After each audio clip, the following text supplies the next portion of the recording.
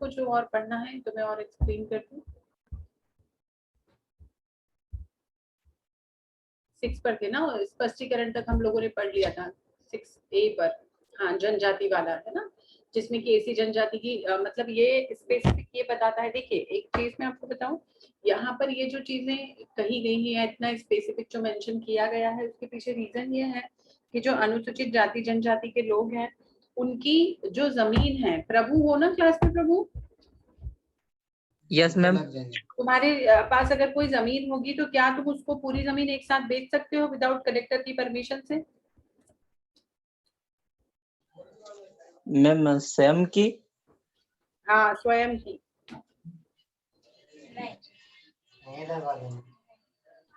नहीं मैम। नहीं, क्यों?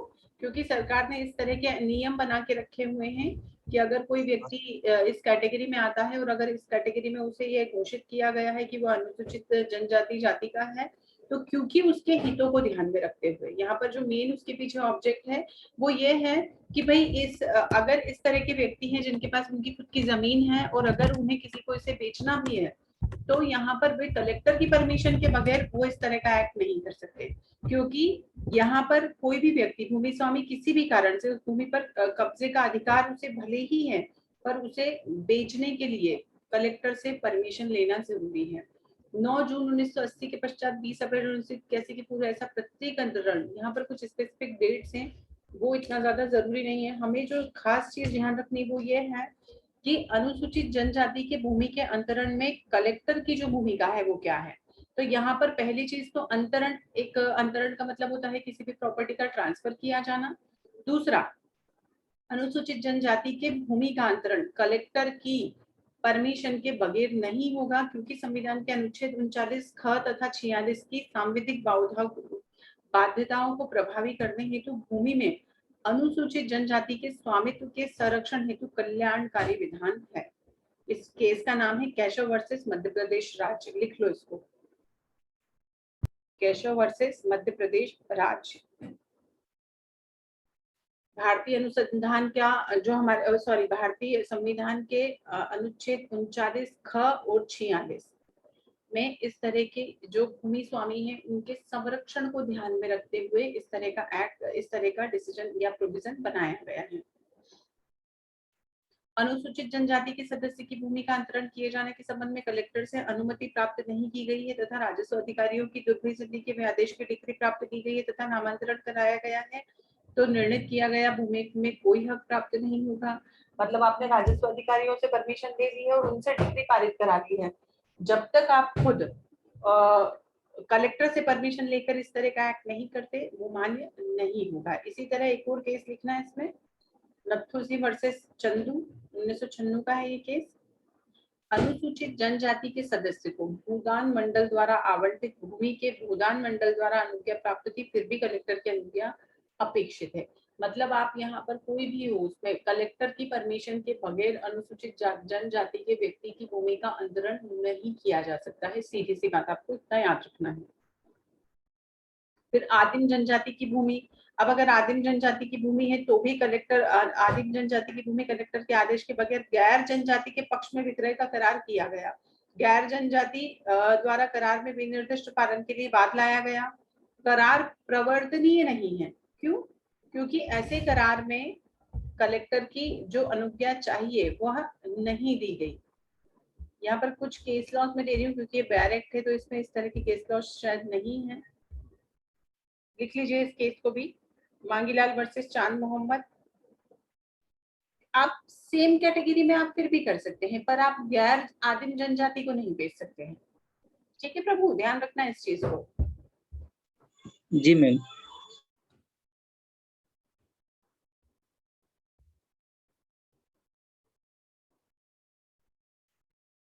अब इसके पीछे उद्देश्य क्या है भाई? इतने स्ट्रिक्ट अगर रूल बनाए गए हैं कि क्यों हम आदिम जाति जनजाति या इन लोगों की जमीन को नहीं खरीद सकते विदाउट कलेक्टर की परमिशन के, तो उसके पीछे जो रीजन है वो है उनके हितों की सुरक्षा, है ना।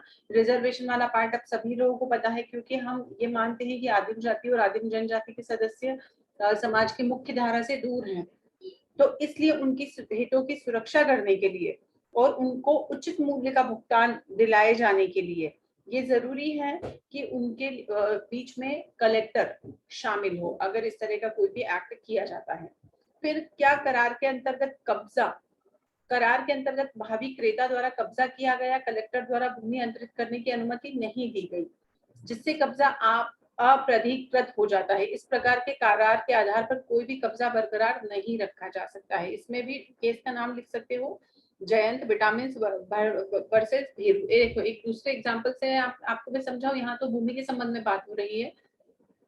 इवन अगर आपका खुद का बच्चा भी है और एक जो प्रोसीजर है, उस प्रोसीजर से अगर आपने उसे किसी को आप उसे अगर दत्तक देना चाहते हैं, तो यहाँ पर बिना दत्तक के प्रोसीजर के, उस प्रक्रिया के पालन के तहत अगर आपने वो एक्ट नहीं किया है, तो सिर्फ आपके बोल देने मात्र से वह बच्चा किसी और का नहीं हो जाता है ना। जैसे कि यहाँ पर आपने करार कर लिया कि जमीन आज से आपकी है, आपने उस व्यक्ति को दे भी दी, उस व्यक्ति ने उस पर पोजीशन भी ले लिया, पर अगर कलेक्टर ने उसे यस नहीं कहा है, तो यहाँ पर वो करार, वो पोजीशन, वो कोई मायने नहीं रखता। क्यों? क्योंकि यहाँ पर जो एक चीज होती है ना कि अगर किसी बात के लिए कोई प्रक्रिया बना दी गई है, कोई प्रोसीजर बना दिया गया है, तो अगर आपको वो मैंडेटरी है, उसे पालन करना है, तभी वह प्राधिकृत माना जाएगा, मान्य माना जाएगा, अन्यथा नहीं। तो यहाँ पर अगर करार भी है तो भी वो मान्य नहीं है, और अगर करार नहीं है, सामान्य रूप से कब्जा आपने दे दिया है, तो भी मान्य नहीं है।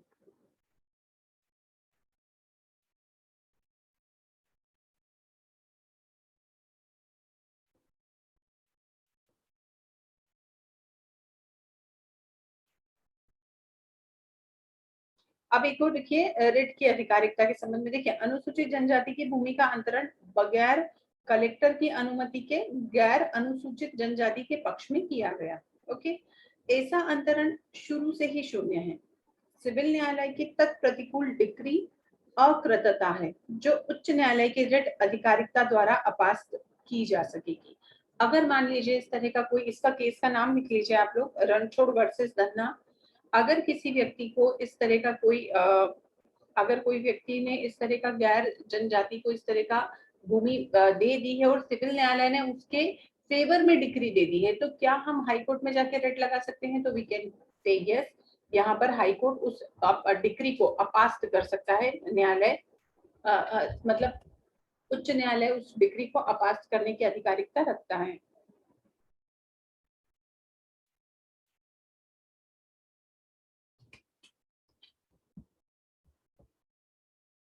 ठीक है, मतलब यहाँ पर ये पूरा का पूरा जो सेक्शन था, ये जो सेक्शन है, ये अंतरण के भूमि स्वामी के संबंध में पूरी ये प्रक्रिया बताता है कि किस अंतरण के अधिकार किन व्यक्तियों को होंगे और कौन व्यक्ति अंतरण कर सकता है। नॉर्मल अगर कोई पर्सन है तो उस कंडीशन में बहुत ज्यादा कंडीशंस एप्लीकेबल नहीं है, पर अगर वह व्यक्ति जिसकी की भूमि है वो अगर भूमि जनजाति या आदिम जनजाति या जनजाति को बिलोंग करता है, तो यहाँ पर कलेक्टर की परमिशन के बगैर इस तरह का स्टेप नहीं लिया जा सकता। कतिपय अंतरण के मामले में सम अपहरण, forfeiture in cases of certain transfers। देखो, यदि भूमि का अंतरण 165 की उपधारा 4 के खंड क के उपबंधों के उल्लंघन में किया गया है, तो अंतरिति के पास अपनी भूमि जो विहित की गई है उच्चतम सीमा के ऊपर है, तो अंतरिति द्वारा विहित कालावधि के भीतर चयन कर ली जाने और उपखंड अधिकारी द्वारा राज्य सरकार को समर्पित की जाएगी। परंतु यदि अंतरिति विहित कालावधि के भीतर चयन नहीं करता है, तो ऐसा चयन उपखंड अधिकारी द्वारा किया जाएगा। मतलब यहाँ पर अब जो हमें पढ़ने को मिलेगा वो ये है कि 165 में जो रिस्ट्रिक्शंस हमारे ऊपर लगाए गए हैं, अगर उनके तहत हम काम नहीं करते हैं, तो यहाँ पर वो सारी कुछ जो नियम है वो विलोपित हो जाए। वो जो एक्ट किया गया है वो उस संपत्ति को फॉरफीचर मतलब समर्पित कर लिया जाएगा। फिर भूमि का विनिमय, एक्सचेंज ऑफ लैंड। देखिए, धारा 165 के उपबंधों के अध्याधीन रहते हुए भूमि स्वामी खेतों की चकबंदी के प्रयोजन के लिए या खेतों में और अधिक सुविधा सुनिश्चित करने के प्रयोजन के लिए अपने संपूर्ण खाते या उससे किसी भाग का विनिमय पारस्परिक करार द्वारा कर सकेगा। ये क्या होता है, कोई मुझे बता सकता है विनिमय क्या होता है?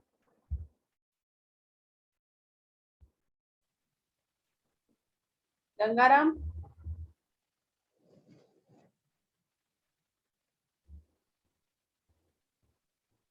प्रभु,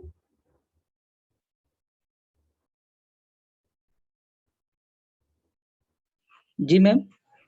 ये सेक्शन दिख रहा है तुमको स्क्रीन पे, भूमि का विनिमय, एक्सचेंज ऑफ लैंड, क्या हुआ इसका मतलब, पढ़ के बताओ मुझे।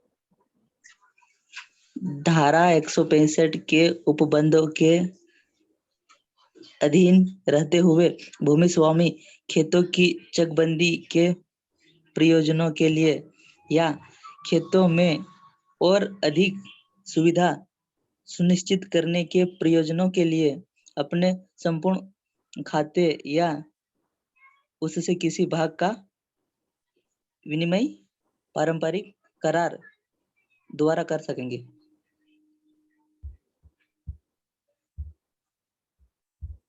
एक मिनट, कराटे बन जाना चाहिए सब कुछ चीज। थोड़ा ध्यान दो इन चीजों पर। जी और ये सभी के लिए है, जो लोग पढ़ाई वगैरह, आप लोगों को लगता है कि हमको तो सिर्फ डिग्री चाहिए, तो यहाँ डिग्री तक का मतलब मत रखिए प्लीज। आप लोगों का लाइफ है ये, आप लोगों को जीवन भर इन्हीं चीजों से डील करनी है अगर एक बार डिग्री मिल गई तो। भूमि का विनिमय, एक्सचेंज ऑफ लैंड का मतलब होता है जैसे खाते, अलग अलग होल्डिंग है आपकी, जो अलग अलग टुकड़ों में जमीनें हैं। अगर मान लीजिए कि आपको ऐसा लगता है 1.5 एकड़ 2 एकड़ का एक प्लॉट है, एक होल्डिंग है, एक खाता है, उसके बाद 5 एकड़ के बाद फिर आपका 2 एकड़ का जमीन है, या 2 एकड़ के बाद फिर 2 एकड़ का जमीन है, तो आप ये कर सकते हैं कि किसी अपने उस एक सलंग खेती करने के लिए आप विनिमय कर लें कि आप अगर किसी और के साथ सलंग खेती उसकी जा रही है तो आप उस व्यक्ति को बोल दें कि वो उस पर कर ले, और आप जो आपके साथ सलंग है, क्योंकि क्या होता है अलग अलग टुकड़े टुकड़ों में खेती करने की बजाय एक जगह एक साथ अगर खेती की जाती है तो फसल ज्यादा अच्छी होती है ना। जैसे 1.5 2 एकड़ की बजाय हम सीधे 5 एकड़ पे करें तो हमें ज्यादा फायदा है उसमें, बजाय हम 2 एकड़ के टुकड़ों पर अलग अलग करें तो अगर इस तरह का कोई फैसिलिटी अवेलेबल होता है या किसी व्यक्ति के साथ इस तरह की चकबंदी की जा सकती है, विनिमय किया जा सकता है, तो वह विनिमय किया जा सकता है। पारस्परिक करार द्वारा होना चाहिए, करार भी लिखित होना चाहिए, प्रॉपर सारी चीजें उसमें जो प्रोसीजर है उसके अकॉर्डिंग चीजें हैं। फिर है 168 पट्टा, लीज, उन मामलों में के सिवाय जिनके के लिए उपधारा 2 के उपबंध किया गया कोई भी भूमि स्वामी उसके खाते में समाविष्ट किसी भूमि को 3 वर्ष की किसी क्रमवर्ती कालावधि के दौरान 1 वर्ष से अधिक समय के लिए पट्टे पर नहीं देगा। ठीक है, भूमि स्वामी द्वारा ऐसी रजिस्ट्रीकृत सहकारी संस्था, देखिए क्या है यहाँ पर भी, ये क्यों ऐसे रिस्ट्रिक्शंस लगाए गए हैं, क्यों आदित्य बता सकते हो मुझे, क्यों टाइम लिमिट दिया गया है कि एक अवधि में 1 वर्ष से ज्यादा के लिए पट्टा नहीं दिया जाएगा। इवन यहाँ पर और कंडीशंस हैं बहुत सारी, किन किन लोगों के लिए जो भूमि स्वामी है, क्यों हो सकता है ऐसा। जैसे देखिए भूमि स्वामी की कैटेगरी उन्होंने बताई, विधवा, अविवाहित स्त्री, ऐसी विवाहित स्त्री जिसे पति ने त्याग दिया है, अवयस्क, ऐसा व्यक्ति जो वृद्धावस्था के कारण अन्यथा शारीरिक या मानसिक दृष्टि से निःशक्त है, ऐसा व्यक्ति जो किसी विधि आदेशिका के विरुद्ध है, कारावासित है, ऐसा व्यक्ति जो संघ में सशक्त बल की सेवा में है, सार्वजनिक, पूर्व या धार्मिक संस्था, स्थानीय प्राधिकारी या सहकारी सोसाइटी, इस तरह के अगर ये जो भूमि स्वामी है अपना संपूर्ण खाता या उसका कोई भाग पट्टे पर दे सकेगा, परंतु जहां कोई खाता एक से अधिक व्यक्तियों द्वारा संयुक्त धारित है वहां इस उपधारा के उपबंध तब तक लागू नहीं होंगे जब तक कि ऐसे समस्त व्यक्ति पूर्वोक्त वनों में से किसी एक वर्ग या एक से अधिक वर्ग के न हो।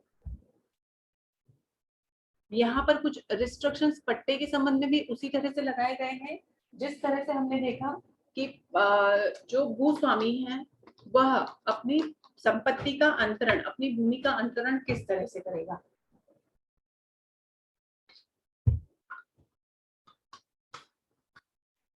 और ये इसलिए जरूरी है कि उनके हितों की रक्षा के लिए, नीचे जो आपने सीक्वेंस देखा यहाँ हमको देखकर ही हमें समझता है कि यहाँ पर क्योंकि अगर इनके किसी ने पट्टे पर लिया और अगर उस पर इलीगल पोजीशन कर लिया तो उसे छुड़ाना ऐसे कोई विधवा है, कोई अविवाहित स्त्री है, कोई विवाहित स्त्री है जिसके पति ने उसे छोड़ दिया है, ऐसे लोगों के लिए डिफिकल्ट हो जाता है, इसलिए यहाँ पर इस तरह के रिस्ट्रिक्शंस लगाए गए हैं। तो यहाँ पट्टे के संबंध में भी जब अंतरण किया जाएगा तो यहाँ पर पट्टे से अभिप्रेत किसी भी भूमि का, देखिए पहली चीज तो पट्टा क्या होता है, लीज क्या होती है, पट्टे से अभिप्रेत किसी भूमि का उपयोग करने के अधिकार का ऐसा अंतरण उस भूमि के उपभोग का अधिकार, उपयोग का अधिकार। अगर मैंने किसी से कोई जमीन पट्टे पर ले ली है, मान लो प्रभु से मैंने उसकी 5 एकड़ जमीन पट्टे पर ली है, 1 साल के लिए मैंने ली है, तो अब 1 साल के लिए प्रभु मुझे नहीं बोल सकता कि आप इस पे क्या उगा रहे हैं क्या नहीं। अभी मेरा उपभोग का उस पर अधिकार है, मुझे जो मर्जी होगी उस फसल का मैं उस पर उत्पादन करूँ। ठीक है, तो यहाँ पर एक अभिव्यक्ति या विवक्षित समय के लिए किसी कीमत पर, अब कीमत कुछ भी हो सकती है, या जिसे देने का वचन दिया गया हो, अथवा धन या किसी अन्य मूल्यांकन वस्तु के जो कालावधि के रूप में अंतरिथी द्वारा जो उस अंतरण को निबंधनों पर प्रतिग्रहित करता है, अंतरक को दी जानी है, प्रतिफल के रूप में किया गया। ठीक है, किसी ऐसे ठहराव को जिसके द्वारा कोई व्यक्ति अपने बेलों से या अपने द्वारा उपाप्त बेलों से और उसके द्वारा भूमि स्वामी को भूमि की उपज का कोई भी निर्दिष्ट अंश देने की शर्त पर भूमि स्वामी की किसी भूमि पर खेती करता है, पट्टा समझा जाएगा। किसके द्वारा? पट्टेदार अपने बेलों से करता है, उपाप्त, उपाप्त मतलब प्राप्त किए गए बेलों से करता है। भूमि स्वामी को भूमि की उपज का कोई भी निर्दिष्ट अंश देने की शर्त पर जो फसल आप उगा रहे हैं उस जमीन का कुछ भाग, उस फसल का कुछ भाग देने का जब सशर्त कोई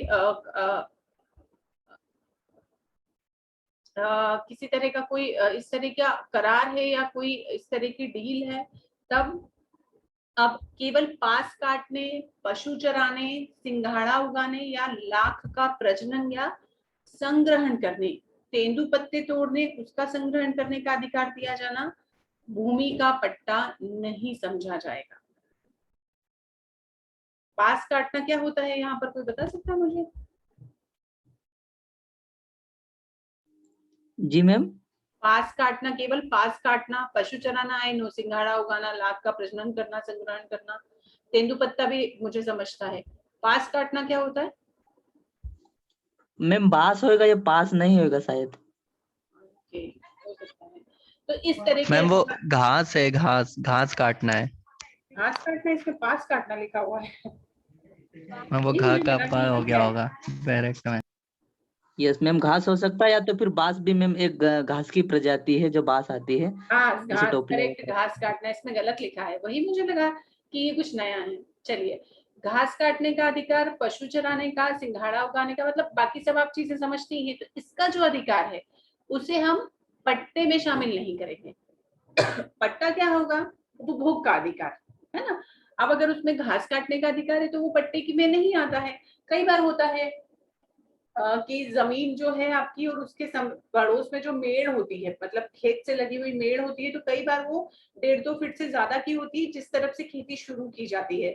तो वो जो 10-12 फीट की जो जमीन लंबी लंबी होती है उस पर कई लोग वो क्या उगाते हैं, वो मक्के की चराई उगाते हैं, और वो जब बहुत ज्यादा उग जाती है तो कई बार दूसरों को ये अधिकार दे देते हैं कि आप काट कर ले जाओ, है ना। तो वो जो जमीन थी, अब आपने ये जो अधिकार दिया है, ये अधिकार क्या पट्टा है? नहीं है।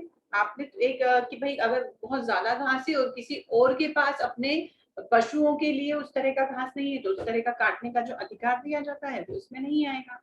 अब भूस्वामी कौन होंगे? भूमि स्वामी इतने लोग हैं, अपना संपूर्ण खाता या उसका कोई पट्टा भाग पट्टे पर दे सकेगा। पर यहाँ तक हम पढ़ने के बाद जब आगे देखते हैं तो परंतु के साथ इसमें कई सारी कंडीशंस एप्लीकेबल हैं। जहां कोई खाता एक से अधिक द्वारा व्यक्तियों द्वारा है वहां नहीं होगा। जहां पर कोई पट्टा मृत्यु हो जाने या अन्य प्रकार से निःशक्तता समाप्त हो जाने के 1 वर्ष पश्चात प्रवर्त नहीं रहेगा, मतलब 1 वर्ष से ज्यादा के लिए वो नहीं होगा। और जब पट्टा उपधारा 2 के अनुसरण में दिया गया है, मतलब उपधारा 2 जो हमारी है उसके अनुसरण में अगर किसी पट्टे को दिया गया है तो पट्टेदार उस भूमि को ऐसे निर्बंधनों तथा शर्तों पर धारण करेगा जैसा कि उसके द्वारा भूमि स्वामी के बीच करार पाई जाने वाली या उस दशा में उपखंड अधिकारी के आदेश से बेदखल किया जा सकेगा। उपखंड अधिकारी एसडीएम, एसडीओ, उनके अधिकार से उसे खत्म किया जा सकेगा। तो इस तरह यहाँ पर कोई किसी भी भूमि में भूस्वामी से जो धारा 2 में वर्णित है किसी वर्ग का या एक से अधिक वर्गों का है, पट्टे पर धारित है, वहां पर पट्टे के संबंध में समझा जाएगा कि उपधारा 2 के अनुसरण में किया गया है। मतलब यहाँ पर जिस तरह से हमने कल देखा था कि अंतरण के लिए भी जो अधिकार दिए गए उपधारा 2 में उपधारा 2 में भूमि स्वामी की ये लिस्ट है, इसको याद रखना।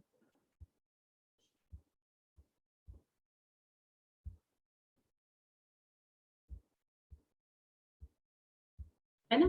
तो यहाँ पर दो चीजें आई थिंक कल और आज के लेक्चर में आप लोगों को ये समझ आया होगा कि कृषक है, अगर कोई व्यक्ति या भूमि स्वामी है, तो वह अपनी भूमि का अंतरण, अंतरण में आप सारी चीजें आ जाती हैं, खरीदना है, बेचना है, दान देना है, या फिर विहित निहित जब किसी का अर्जन होता है तो उस कंडीशन में भी, या किसी व्यक्ति की, कोई व्यक्ति जब भूमि स्वामी अपनी भूमि को पट्टे पर देता है तो उस पट्टे के संबंध में भी कुछ रिस्ट्रिक्शंस हैं। यहाँ पर ऐसा नहीं है कि आपके पास लैंड है, आप जिसे चाहे उसे पट्टे पर दे दें, आप जिसे चाहे उसे अंतरित कर दें, ऐसा नहीं होगा। यहाँ कुछ रिस्ट्रिक्शंस है, उन रिस्ट्रिक्शंस के साथ, मतलब यहाँ पर ये जो एक्ट है ये सिर्फ रेवेन्यू जनरेशन के लिए ही नहीं है, लैंड को सिक्योर करना, प्रोटेक्ट करना, जो लैंडलॉर्ड है मतलब जो भूस्वामी है, उस भूमि स्वामी के अधिकारों को सुरक्षित रखना एक बहुत बड़ा पार्ट है, और उसी के तहत यहाँ पर ये काम किया जाता है, इस एक्ट में काम किया जाता है। क्योंकि अगर यहाँ पर कलेक्टर या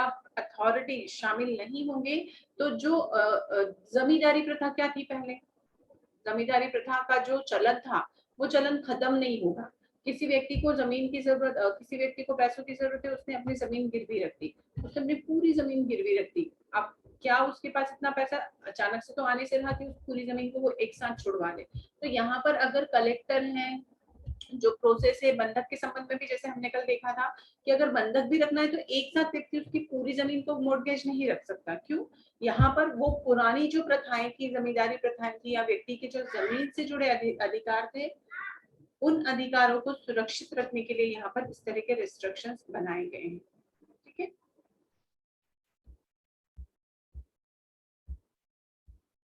एक मिनट में,